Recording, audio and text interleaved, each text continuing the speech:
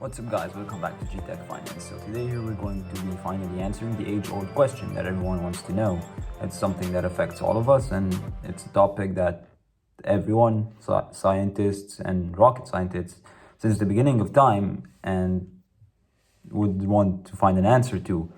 And that would be, why do I wear always a red hoodie? And God knows why, I don't know. But yeah, since I realized that I was wearing it for like the first 15 videos without knowing, I continued to be wearing it. So it's kind of my safe guy. So seriously, I don't think I can make a video like this and have anyone say they aren't at least a little bit interested in the topic and learning to have their money work for them, because I'll tell you exactly how much you need and how you can get there. And this is the type of topic I've been obsessed with ever since I've learned about what's known as the Financial Independence Retire Early community. And this was like a year ago when I started watching Graham Stephan. And this is the community that it's a community that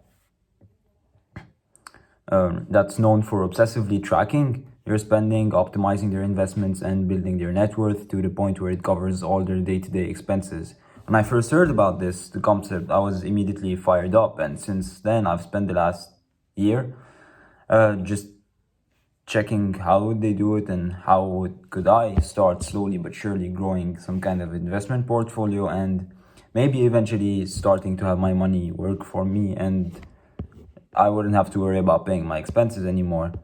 But like, this something gives you the choice, and all of this really starts with first figuring out how much money you need, and then working backwards to figure out how you're going to get there. So without further ado, here's how much money you're going to need to live it definitely off your investments, and what you could begin working on immediately to get there. The first step is going to be rob a bank. No, okay, just kidding. You don't need to do that. But what you do need to do is like the video, share it, and subscribe to the channel if you haven't already. That would be really massive. So, you know that how much do you need invested? It really all depends on one simple question. And to be starting off, this is really all depends on one simple answer also. And it's not that simple, because very few people know how much you spend.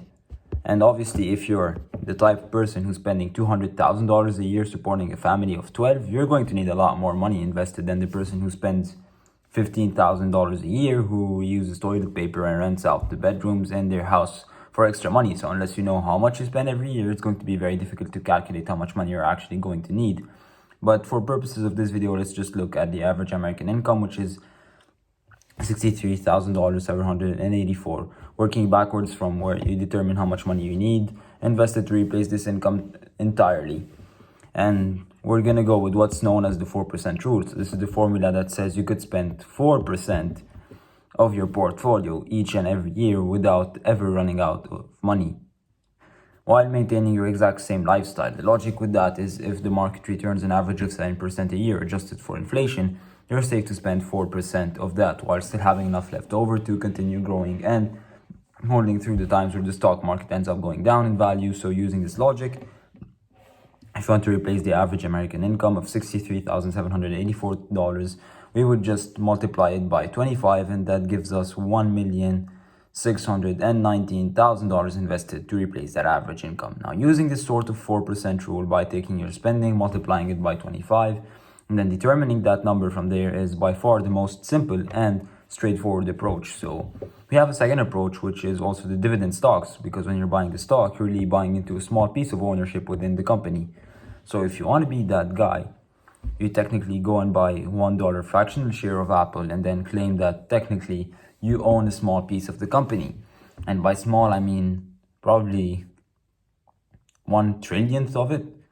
But yeah, through ownership of the stock, you own a small piece of the company by investing in their stocks, and some of those companies will pay you what's known as a dividend, which is a fancy word for saying they're going to pay you a portion of profit because you own a small piece of the company by investing in their stock. Now, when it comes to Apple, for example, they're going to pay you 0.67 dividend annually, which means for every $100 you invest in Apple, they're going to be paying you 67 cents in passive income.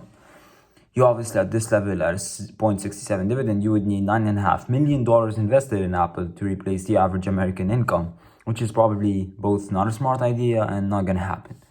But thankfully, there are other companies out there that do pay a much higher dividend. For example, Exxon pays 8.7%, IBM pays you 5.2%, Boeing pays you 3.6%, AT&T pays nearly 7.75%. And there is a whole list of high-paying dividend stocks. And you can actually reach that goal of making the average American income with less money invested if you can reinvest the dividends. So over the last 5 years, even though IBM is paying you a 5.23% dividend annually, the price of their stock actually went down. Now compare that to Apple, which pays you a 0.67% dividend, but their stock price has gone up 400% in that same time frame of 5 years. So that would mean that the dividend yield that they're being given, it doesn't reflect how good the company is. And the other downside to that is that companies can cut or suspend dividends if they're not doing well. Like this year alone, 639 companies have cut or suspended their dividend payments. So if you are someone who's relying on those dividends for income, you're out of luck. So in my opinion, even though dividend stocks can be a good replacement for your income, I wouldn't create your entire portfolio based on them. It's much more important to look at overall growth, health of the company, how sustainable is it. And when done correctly, not only are you going to have a stock that pays you regularly, but you're going to have a stock that goes up consistently, which is probably on the long run is much better. But yeah, it'll be somewhat the best of both worlds. And finally, the third approach is by investing in real estate. Now, I don't know a lot about investing in real estate, but from watching Graham Stephan, I know that it's by far his biggest investment, and undoubtedly it's been almost the most profitable for him. And there's so many advantages in investing in real estate, because it's the only actually way of investment where you can pay $20,000 as a down payment to buy a $125,000 house, and that rents out for $1,000 a month. And of course, when you go and rent a house like this, not all that's going to be profit. You're going to have expenses, but in this case, for let's say $450 would go to a mortgage. Let's say that 50 for insurance, 100 for repairs, and for maintenance you could go for probably, and vacancy, you could go for 100 each, which would mean a 300 a month cash flow or profit, which is an 18% cash return on your $20,000 investment. You're also paying down the mortgage, and ideally the house is also going up in value. So if all of these happen at the same time, in order to make that $63,000 income, you're going to need 17 homes that brings a cash flow of $300 a month.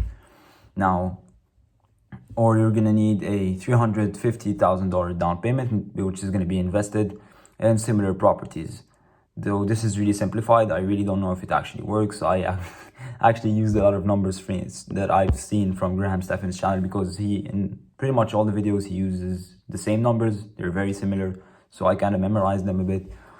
So this is really oversimplified. I don't know if it's actually like that it happens or anything, but I do know that watching Meet Kevin and Graham Stephan, that both started real estate agents and then went into stocks. Meet Kevin can say that only real estate is somewhere where you can put $20,000 as a down payment to a almost $200,000 house, or even more, depends on the percentage of the down payment. And it's actually a very good investment. Now, it requires a bit more capital than the others, because with stocks you can start with really almost nothing. You saw on my other videos I barely started with a few $100. But if you can invest in the right deals, it would be with 600, if you can invest the right deals, so $630,000 total invested would be enough to bring you that average $63,000 a year income. That's without doing anything. So yeah, I think that's it for today. So if you enjoyed the video, hit the like button, subscribe to the channel, and hope to see you guys next time.